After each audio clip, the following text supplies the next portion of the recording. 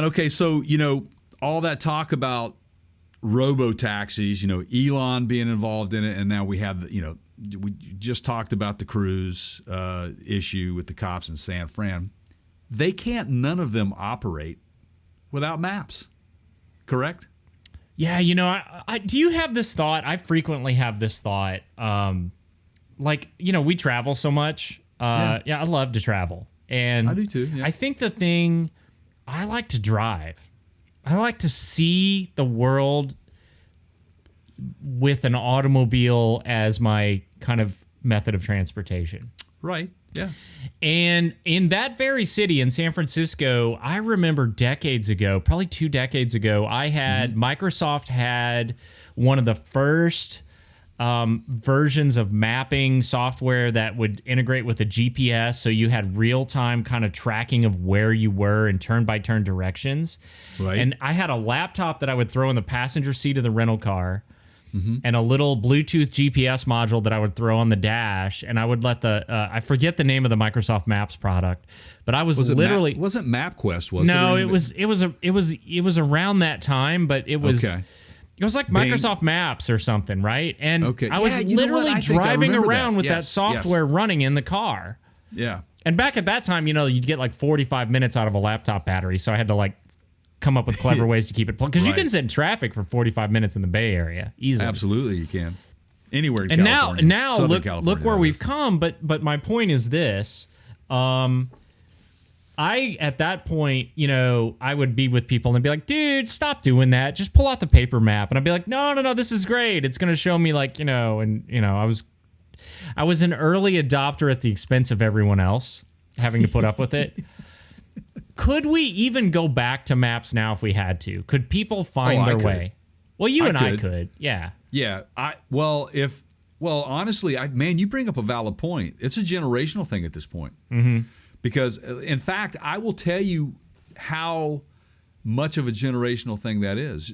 My father-in-law, for Christmas, as a Christmas gift, gave to my wife and I a brand new U.S. Road Atlas.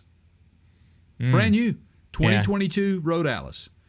Okay, so think about that. Is it bound in leather and smells of... Right, but no, and forgive me. Did you have it leather bound? I'm very important. I have many leather bound books. I love it, man. No, it's good that you brought that up, and maybe we will leather bind that. But you have to put it in the library with the ladder that's on the wheels that you move around on the bookshelf, right? Right. Yes. Absolutely. Yes. Sorry, are you trying to get a serious point across here? No, but I mean, after we got home, we got gather all our gifts, put it in the car, and come back home, and and I looked at my wife, and I'm looking at this atlas, and I'm thumbing through it, going, wow, who gives atlases anymore, man? I mean, Dennis? And it wasn't right, and it wasn't in a derogatory. Yeah, I didn't mean it in a derogatory. It was like, wow, this is cool. Well played, Dennis. Well played. Yeah, I mean, only my father-in-law would think of something like this. Right. But Aaron and I, they pay attention to us when we're having dinner with them about things that we need and conversations like we were. I think I remember bringing this up to them at dinner was. We were out on a trip far enough away from satellite connectivity or where even our GPS wasn't working properly. Yeah, right. Your phone GPS will not work properly.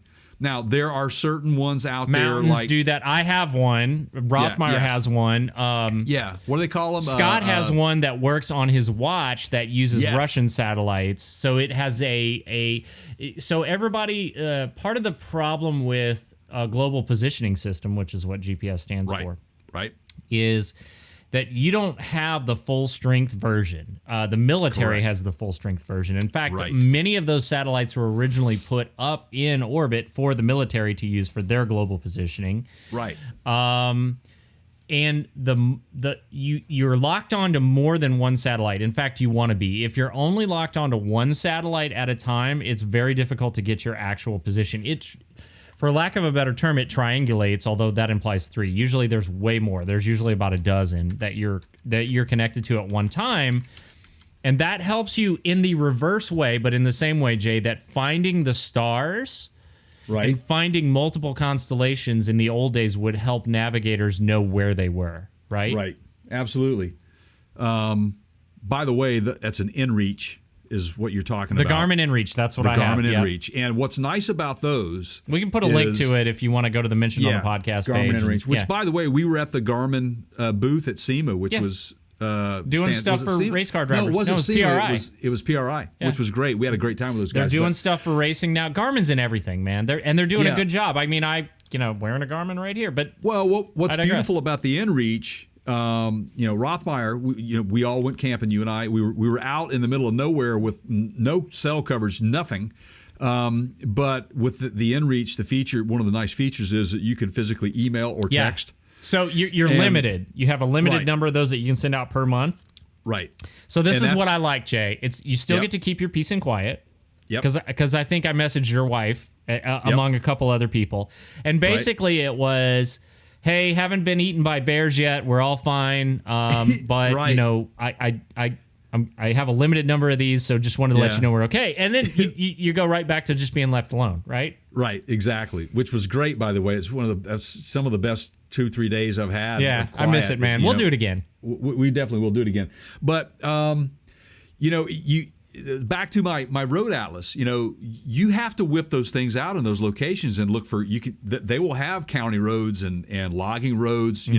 They will be on there. They will be mapped. So that's why it's important to keep a paper map in your glove box if you can. And we're AAA members as well.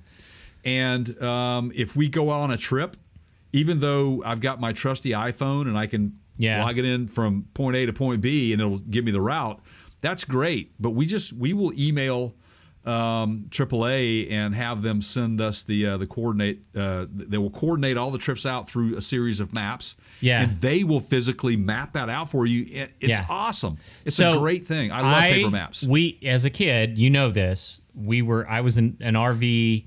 I practically grew up in an RV, everybody. I mean, my uncle was no Randy Quaid, but Randy, it was Randy, right? From It Christmas was Vacation? Randy. Yeah. Yes. He was way classier than Randy Quaid, but I did live the lifestyle. Now, we used to get what they would call triptychs. Yeah. That's what AAA called it. Absolutely. And it was literally like a folio, like you would flip page by page and be like, well, we're in Kansas always had like 15 pages. Right. Just like straight across Kansas, right? Yep. And they would have the highlighter and they would highlight like construction areas. And we'd look out the window and they'd be like, well, this is mile marker like 241. And I'd go, hang on, I can find that. I was all of like 12 years. I was side shots age, and I would go, I got it right here. We're on this page. And then here are the next towns coming up. Yeah, that's still a thing.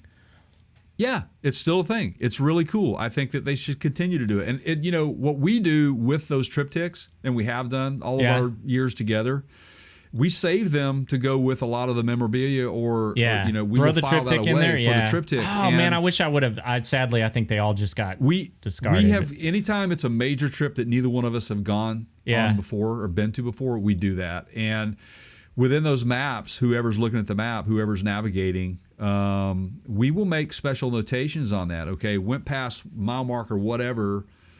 Right here is a big viewpoint. Yep. To make mention of to anybody if they're going out that way. Make sure you stop at mile marker 188. Right. Wall drug. Everybody go by your, Exactly. Yeah, Wall drug. Yeah, man. Yeah. Or what is the other one in Tennessee? Sea Rock City. Yeah, you got Sea Rock City. I mean, the number of times we've done, wall drug recently, it's like, Anyway, all right. So anyway, we're between you and maps. I, it's like the mandatory route of yes. Yeah. So Google Maps. Now Google Maps is probably the most used map service at least in the United States in terms of a digitally connected navigation system. Right. Waze is very popular, but you have to remember Google owns Waze. I use Waze because it does a better job with traffic. Yes. Now Apple, my son loves Apple. So the Apple Maps thing, which was TomTom, Apple has a partnership with TomTom, and they're utilizing TomTom heavily for that map data and resources. That's right. here's the thing, okay? This is what we're about to get into, and I would love to hear what you have to say first before I me? weigh in. But the DOJ, I believe it's the DOJ, the U.S. government. Is it the DOJ? Department of Justice? Yeah, it is the DOJ. Is crawling up Google's backside over this whole Google Maps integration in automobile. So for those of you that don't know right now, the major manufacturers like Ford, GM, Toyota, Honda, who am I forgetting? Hyundai, Kia. Yeah, Kia. You're going to get a couple options typically in a new automobile: Apple CarPlay and Android Auto. Okay, that's right. And Google, this is the issue with the DOJ. It's an antitrust situation, if I'm not mistaken. That is correct. And Google says if you're going to integrate Android Auto, you've got, if you choose to integrate, if you want to put Android, General Motors, if you want to put Android Auto in your head unit, in your infotainment system, you must use not just Google Maps, but you've got to use, what's the packet? Google Assistant, Google Search, Google Calendar, basically the whole suite of things that integrate with that map. Correct. Which makes sense because, you know, like if I throw something on my calendar and then I get into my car, one of the first thing that pops up when I fire up Android Auto is, hey, are you going to this? I see it's 2:00 and you have an appointment at 2:30 on your calendar. Is this the address on the calendar says it's here? Is this where you would like to go? And I'm clicked yes, and I'm off, right? So I get it.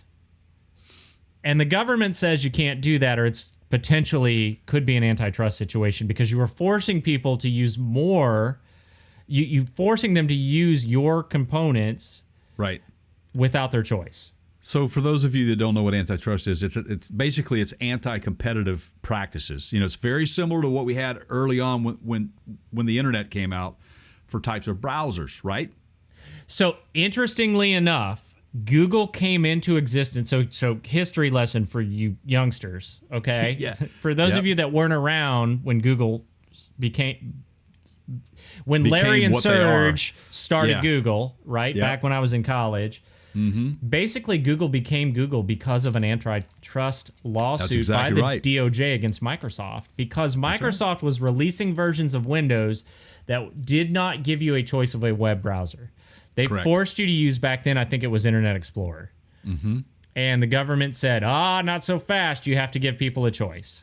Correct. And back then, Netscape was an option and, you know, some other stuff. Yeah. But here's the thing, that you know, and I get this why they're, but who other, I think that when you're dealing with a tech company like these guys, where Google Maps is like one of the most used mapping piece of software out there for us, in order for their systems to work properly, it makes sense for them to develop these things around this to work very well and seamless. Because now you're talking about, okay, well, you can't do that. Then you run the risk of certain apps that you may have with another platform may not work properly with it. You're going to have these glitching that goes on. Well, and not to mention, and this is an argument that Apple always makes in cases like this, they lose control over the quality of the experience. If you allow other people to come into play with their software and you're Apple, you don't have the ability to it gets buggy and glitchy. I was listening to Sideshot on the way home from baseball practice last night, and he was like, this app is garbage. It keeps skipping and glitching, and it was on his iPhone. But it wasn't designed by Apple. Right. So I don't know if this is going to surprise you or not. You know, my take on this is that the DOJ, this is too myopic. Yeah.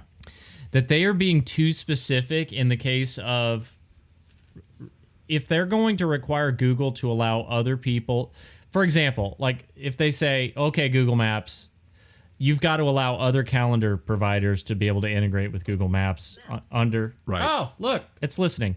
Or it won't work, right? Or, you know, whatever. Like you were going to sue you for antitrust. Right. I don't care. I don't care. I feel like you have other choices. Go use Apple CarPlay. Go use something else on your phone. Exactly. I think that there's a little bit, there's much to do about nothing here, Well, in my opinion. Here's another. I don't think it's in fairness to Google. I don't think that they're looking at this the right way. Think Don't you about it believe? this way, okay? Let's say you're shopping for a new automobile, okay? Right. Because we talk about those from time to time on the show. By the way, everybody, Right. make sure you subscribe. Tell a friend. PartsCounterGuru.com. Find the podcast tab. There's a link to every one of your favorite podcast platforms. You can find it right there. Okay. Absolutely. I digress. Absolutely. You're Yes. car shopping, okay? Yeah. What you got your eye on? Anything lately? If Yeah, you had to go Toyota buy one 4Runner. tomorrow. Okay. Toyota 4Runner. You're Yep. shopping for a 4Runner, okay? Yep. Now, the DOJ gets involved and they go, "Hey, Toyota, Mr. J over here, he's looking at your new 4Runners. You're going to make him use your Android. fuel injection system." Oh, yeah. Now, that's a Toyota's designed fuel injection system. Doesn't he have a choice when he buys your 4Runner? You need to give him a choice. Oh, point. And Toyota I goes, get it. "Well, wait a Yes. second. I mean, you're going to affect the whole performance of the vehicle if you force us to change the design of our 4Runner to accommodate some third-party fuel injection system." I like the way you think. Yeah. It's ridiculous, right? It is. If That's you a don't lot. like There's the fuel injection system in a 4Runner, don't go buy a 4Runner. Go look Right. at I don't know. Exactly. The Telluride or the Right. Yeah, right. Which the Telluride got revealed recently, the new one. Yeah. Or Anyway, I don't know, we may whatever talk you're in the about that. market for, right? But no, that you bring up a very valid point. And I mean, most vehicles now will accommodate both. Yeah, you when it got a comes to the choice. You infotainment. got You have a choice. You got Apple Right. CarPlay or Android Auto, like Right. Now, or here's nothing. something- That's also a choice. Don't use it, right? Right, exactly. Here's something that I have noticed that both Apple and Google have done recently. Like, for example, with FaceTime, you can invite people who don't have an Apple device to be, as long as they have a cellular connection with a camera for video. You can do that, and just like Google has Google Duo, which you can install on your Apple device. So I think it's a lot of to do again for nothing here. I think that they're going down the wrong path with these guys. And boy, I'm about to stir the pot, everybody. So Which you're good at. You're good at. I see that steam coming out now, man. If you want a little bit of a good, couple rounds here, just stay with me for a minute. Make sure you click that bell and, hit the subscribe button. Hit that subscribe button. So now, Jay, I have a preteen. He's 12. Yes, I know. And from time to time, I think I might actually play it more than he does these days. But we play Fortnite. Fortnite's big with the kids now, right? Yep. And I'll joke with the baseball team. Sometimes I'll go, you're not paying attention to what's going on in the game. When that guy from the other team gets to second, you all are talking about what level you are on Fortnite and how many character mods you've got and all that, instead of paying attention to what's going on in front of you. So there was a famous case that happened between the developer of Fortnite recently with Apple and the Apple App Store, and it was a big hubbub about a year ago, okay? And basically what Apple has dumped tons of legal money into is to protect the revenue stream that comes out of their App Store. So whether that's on your iPhone, like on the iOS store, or on your computer, like on your Mac, right? You have an App Store, right? Yes. If you use that App Store app and you go buy an app, whatever, like name a paid app or like whatever, right? Like Apple gets a cut. Yeah, Apple gets a cut. If it's a $2 app, Apple gets a percentage of that $2, right? Right. And what got hairy was when in Fortnite you can buy like I can give Fortnite, like they call them V-Bucks, like virtual bucks, V like virtual.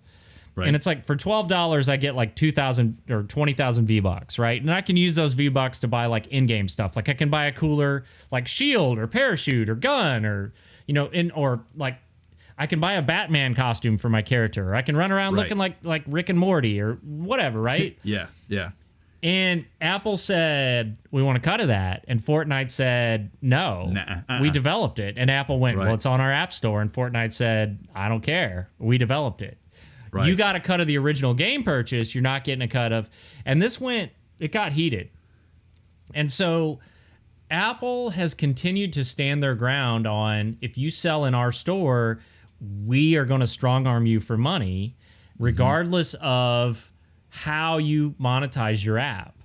Right. And that's, in my opinion, a better use of the DOJ's time Yes. than going after Absolutely Google it Maps. is. Absolutely it is.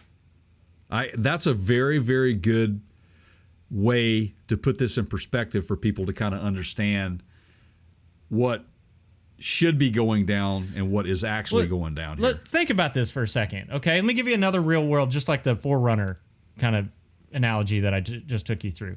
So let's say you're an automotive application developer. I don't know, like let's say Alldata or somebody like that, right? Right. Okay. Right.